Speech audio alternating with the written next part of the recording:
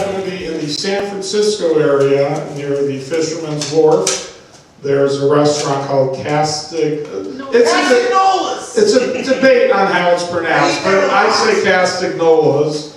And he runs a comedy club there. It's a great club. If you're ever out that way, check him out. And he's also very funny. Give it up for Brian King.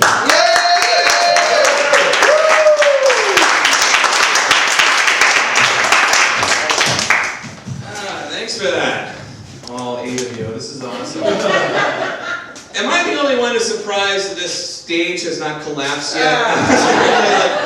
I broke this stage last time I was here, and I was the only big boy of comedy in that lineup, man. What a fucking lineup, man. Oh my god. It's like the worst bachelor auction ever. Really. When Jim Kruder is the hottest one, that is fucked up, man. What a great idea. The big boys of comedy, the night before the eatingest holiday of the year, man. Like, I really want to be at home fucking sampling the goods while my girlfriend's cooking, man. I don't want to be here right now. I know why they did it, too, because it's like night before a holiday, you know, not everybody goes out to restaurants and stuff like that, so they're figuring, fuck, at least the comedians will eat, you know?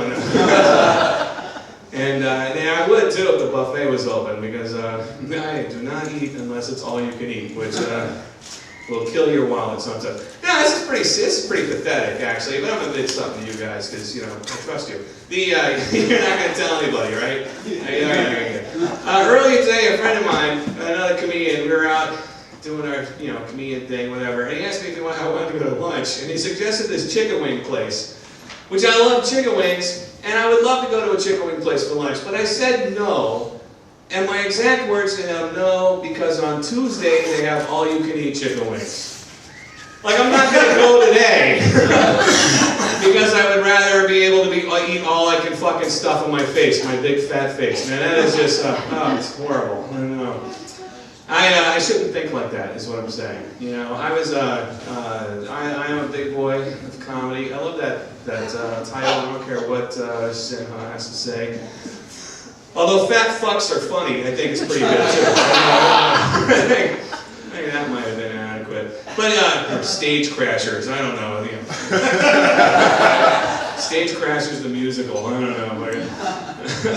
I got windage just coming up here, man. That's tough. That's a hell of a step. Where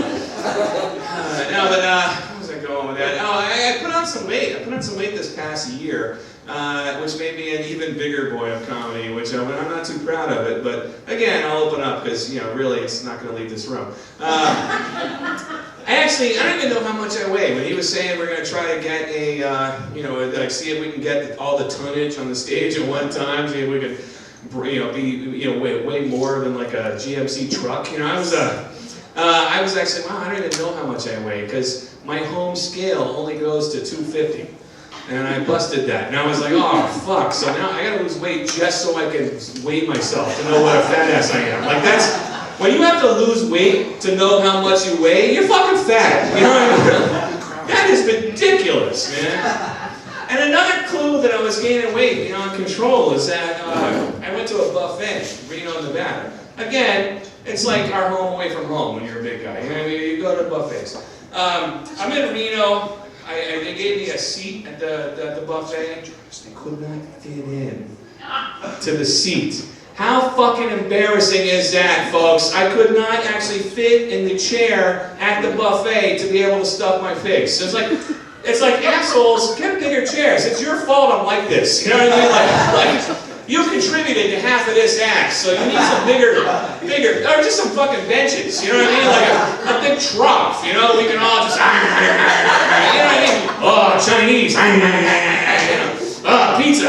You know, it's just something. You know, help us out. That's what I'm saying.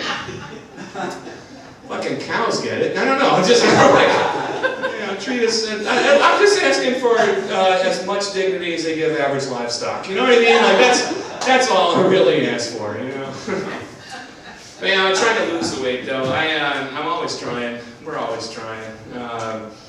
And I guess we'll keep trying, really, because, you know, it's easy. It's more fun to say I'm trying than actually fucking try, you know what I mean? Like we all know how to lose weight, you know, stop eating so much, you fat bastard, you know, but it's easier to just say, yeah, I'm going to try tomorrow. It's fucking Thanksgiving, man.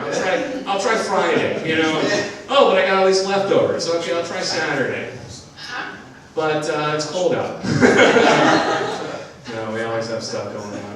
Let me tell you a little something about myself, folks. This is something I found out recently. I was having breakfast, and I noticed right there in the container of cookie dough. I'm really glad you guys recognize that as a joke. Seriously, sometimes I'll say that, and the crowd will be like, "Yeah, that's about right." You know? Other times, they'll be like, "You know, we were thinking it when you got on stage." But no, right there in the container of cookie dough were the words, "Please do not consume raw cookie dough." Like, do you skinny people know another way to eat cookie dough that I'm not aware of, folks? You take a bucket of dough, a spoon, some depression, that's a meal. It was weird. It was written in my girlfriend's handwriting. Like, that was kind of odd to me. It went on. It said, "P.S. I'm leaving you." Right. How's cookie dough going to leave me? You know, it's locked in the fridge. Same threat my ice cream's been making for months, and it's still there. So I'm pretty sure I'm safe, man. Another thing, recently, well, not recently, but we can't text while we're driving anymore. It's kind of a bummer, huh? But I tell you, we're getting really good at Tetris as a result. Which is kind of awesome. Because you need something to do when you're at a stop sign or driving slow through a school zone. You know what I mean? It's boring, is what I'm saying. That's awesome. Get those blocks anywhere, man. Who's the where's the Atlanta, Georgia people? Oh, you guys? The white people? You're not from Atlanta. You're from Gwinnett County. Right? Am I right? You are fucking from Gwinnett County, exactly. Ain't no white people in Atlanta, man. I was like, God, man. I've been to Atlanta. Atlanta is well known for being like one of the cities where it's like predominantly African American. They used to have a party there called Freaknik. You guys are aware of this? Have you guys heard of it? I'm just guessing because the obvious. I don't know. Party there called Freaknik. I went with my friend one year. I guess they don't have it anymore because it got out of control. People getting shot and all that stuff, and running out of malt liquor. I don't know, but I went to Freaknik and with my friend who was a black guy, and it was weird because he kind of felt like he had to present me to people. You know what I mean? Like the entire time we're walking around and he's like, "It's cool, he's with me." I'm like, dude, can I just be here? Like, what are they gonna do? Kick my ass? Yes, they were. They were gonna totally kick my ass. There was this one woman at Freaknik, and there's like I don't know. This is actually the days before digital cameras, so like people were running around with fucking disposable film and shit, just shooting crazy pictures and crazy stuff. And this is like, and I'd say, okay, I'm gonna do this too, this is fun, right? And there's this one girl, and she's like really scantily clad, and she's sitting on the top of a car with like, big giant Rottweilers and a rap video being shot. You know what I mean? It's like that whole scene, And all these dudes are like lining up, get their picture taken with her. So I get my picture. I roll up. She doesn't see me come in, and I'm like, "Hey, let me get a picture." And she's like, "Oh my God, I'm playing in the snow." And that was like, "Look at me, everybody! I'm playing in the snow. I'm playing it." I was like, it's kind of cool because at that point I didn't realize I looked like that 80s rapper Snow. That was nice. It's good for her to recognize. Oh man, so you guys in town from Georgia to visit for the holiday? Yeah. Who's visiting who? Who's the parents and who's the kids? Well, parents, and you guys are.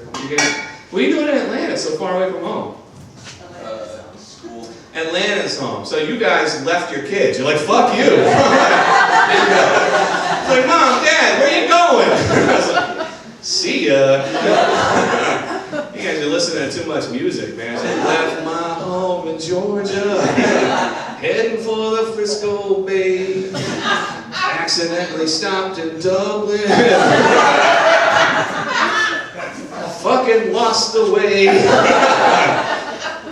man, yeah, because Dublin, that makes sense, right? You made it this far, you know, you had like an hour left of the journey, seriously. You couldn't go the extra mile, man. Fucking, fuck it, we could take a train. Let's go get a hamburger at Fuddruckers, you know? They ain't got those in Atlanta. No. So, how long you guys been out here? 6 months. 6 months? Really? Wow. So, hey, thanks for finding some quality entertainment on a Wednesday night. No, seriously, it's been a pretty good show so far, huh? Oh, yeah.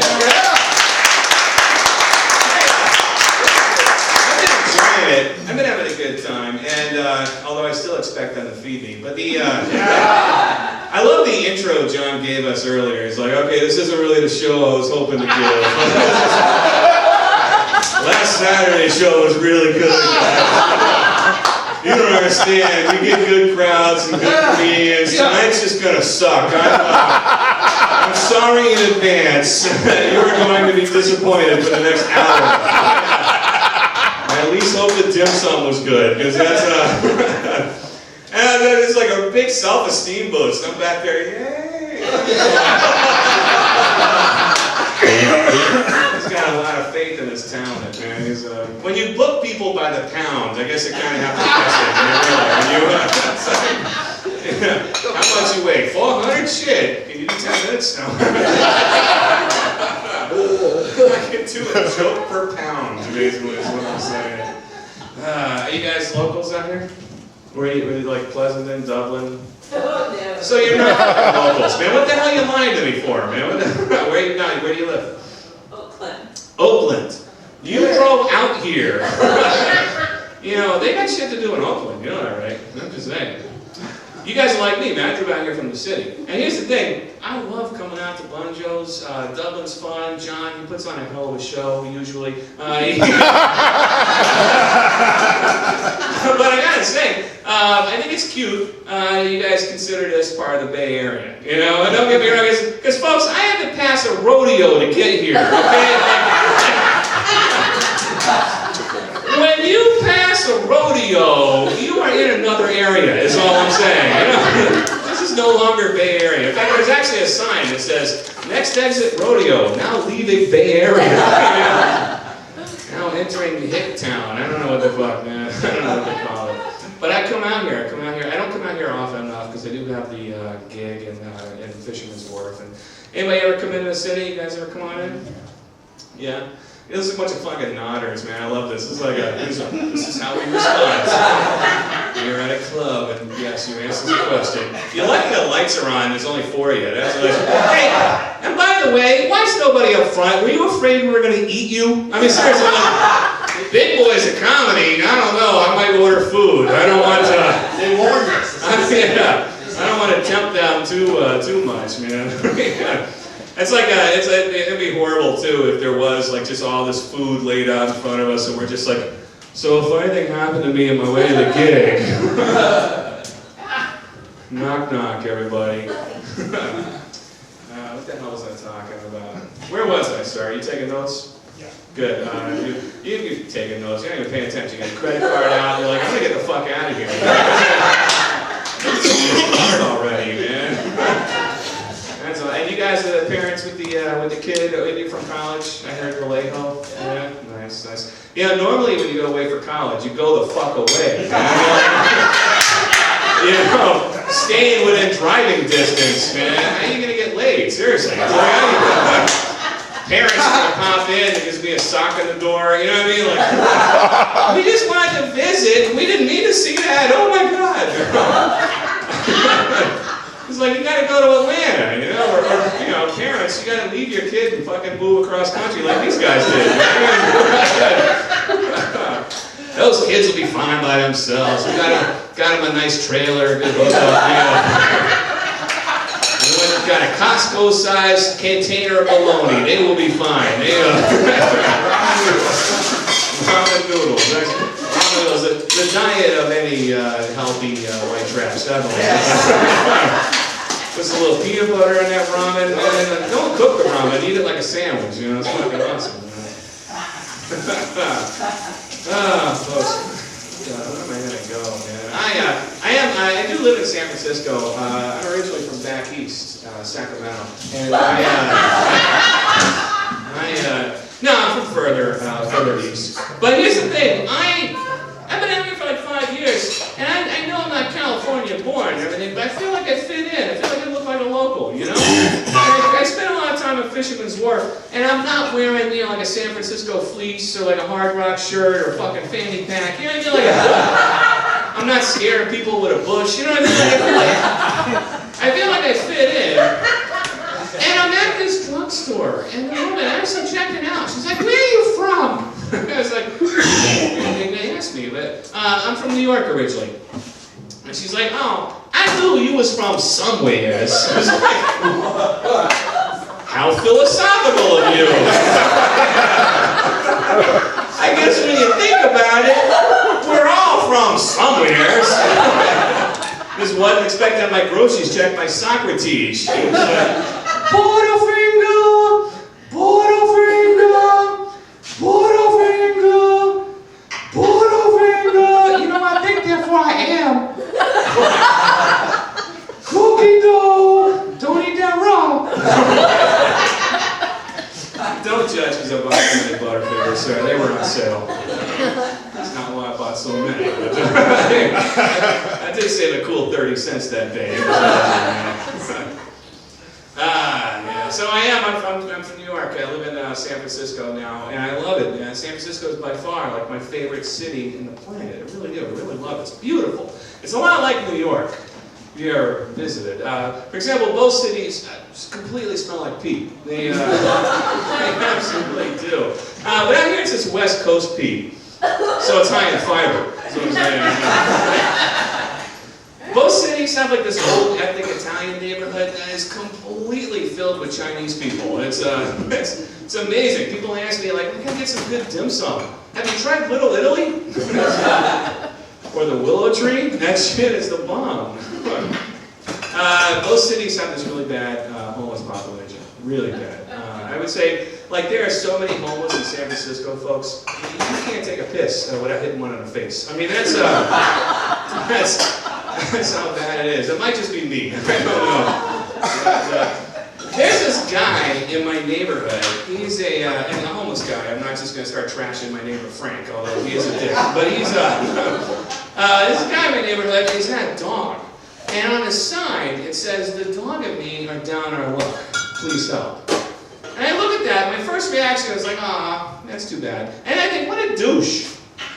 Using this dog to get my sympathy, folks? The dog's not down on his luck. Dogs are used to sleeping outside, eating out of trash cans. Yeah? Like if anything, this guy's holding the dog back from his full potential. The dog should have a sign that says, "Hey, get me away from this guy. I used to be a stud. Got all the bitches. This collar's itchy. What happened to my balls?" So gave the dog $1. I mean, castration, that's worth tipping, you know, I gotta say. We have a lot of, the homeless in San Francisco, they like to pass out this newspaper called Street Sheet. You know what I'm talking about, sir? You seen that? It's like written by the homeless for us, apparently. I don't know. It's like we're their target market. I have no idea how that works out. I mean, what's going to be in this? Seriously, like the best dumpsters for diving? You know what I mean? The personal ads kind of suck too. You know, it's like single white male in search of anything. I'm fucking homeless. Whatever you got, I'll take it. No fat chicks. You know, like vegan only. I don't know. But you know, it's just weird. And like the guy's son, it was like, you know, what could possibly in this paper that I would be of interest? You know, and I did think it'd be kind of cool if the Street Sheet, like if a major story were to break, and a Street Sheet's the only thing to cover it, or like the first paper to get there. You know, like for some reason, like the Dalai Lama gets into a knife fight with a gay prostitute in front of a massage parlor. You know, and like the only one to see it is the crazy masturbator in a shit-stained sleeping bag. You know what I mean? Like that would be worth buying too, I tell you. And that's not that far-fetched actually, because I'll tell you, the Dalai Lama came to San Francisco. And while he was here, he toured the Tenderloin. He went to, he didn't go to Alcatraz and Golden Gate Bridge and all the fun stuff. No, he's hanging out and slumming it in the loin, and it's like, I read that he was going up to homeless people and saying, I understand your plight, for I too am homeless.